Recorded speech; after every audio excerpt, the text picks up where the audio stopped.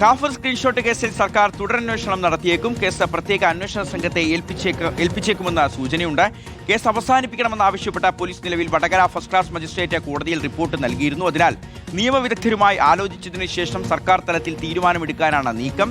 DYFI നേതാവ് റിബേഷ് രാമകൃഷ്ണൻ ഉൾപ്പെടെയുള്ളവരുടെ ഫോണുകൾ forensic പരിശോധന നടത്തി റിപ്പോർട്ട് സമർപ്പിക്കാൻ ഹൈക്കോടതി ഉത്തരവിട്ടിട്ട് നടപടിയെടുക്കാത്തത് ആഭ്യന്തര വകുപ്പ് പരിശോധിക്കുന്നുമുണ്ട്.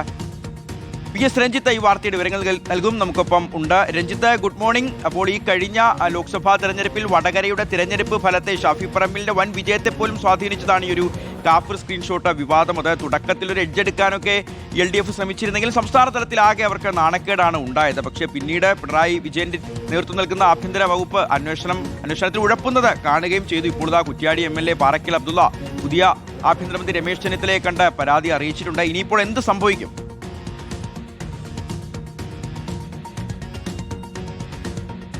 ആഭ്യന്തരമന്ത്രി ഇതിൽ നടപടിയെടുക്കുകയാണെങ്കിൽ ഇതിൽ അന്വേഷണം വീണ്ടും ആരംഭിക്കാൻ സാധിക്കും എന്നുള്ളതാണ്.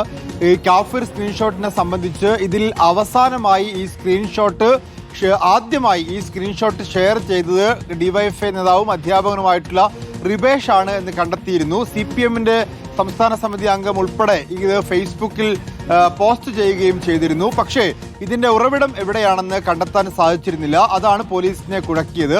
ഏതായാലും ഇത് ഷെയർ ചെയ്ത ആളുകളുടെ ഫോൺ, ഇപ്പൊ റിബേഷിന്റെ ഉൾപ്പെടെയുള്ള ഫോണിന്റെ ഫോറൻസിക് പരിശോധന ഫലം ലഭ്യമാക്കണം എന്ന ഹൈക്കോടതിയുടെ ഒരു വിധി ഇതിൽ നിലനിൽക്കുന്നുണ്ട്. പോലീസും പറയുന്നത് ആ ഫോറൻസിക് പരിശോധന ഫലത്തിന് വേണ്ടി കാത്തിരിക്കുകയാണെന്നുള്ളതാണ്.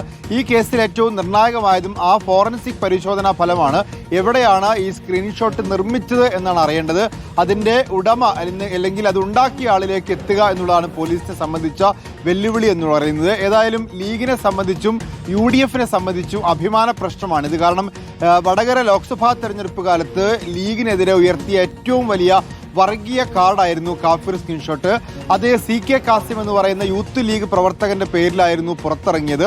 എന്നാൽ പിന്നീട് അത് യൂത്ത് ലീഗ് പ്രവർത്തകനായ CK കാസിം പുറത്തിറക്കിയതല്ല, വ്യാജമാണ് എന്ന് കണ്ടെത്തി. പക്ഷേ ആ വ്യാജമായി അത് ആര് നിർമ്മിച്ചതാണ് എന്ന് കണ്ടെത്താൻ കേരള പോലീസിന് സാധിച്ചില്ല എന്നുള്ളത് ഏറ്റവും നാണക്കേടായിരുന്നു. ഏതായാലും ഭരണം മാറിയ സാഹചര്യത്തിൽ ലീഗ് അത് അഭിമാന പ്രശ്നമായി എടുത്തിരിക്കുന്നു.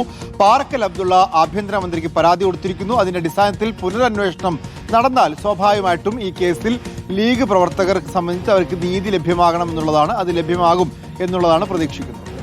ശരി, VS രഞ്ജിത്താണ് ഈ വാർത്തയുടെ വിവരങ്ങൾ നൽകിയത്.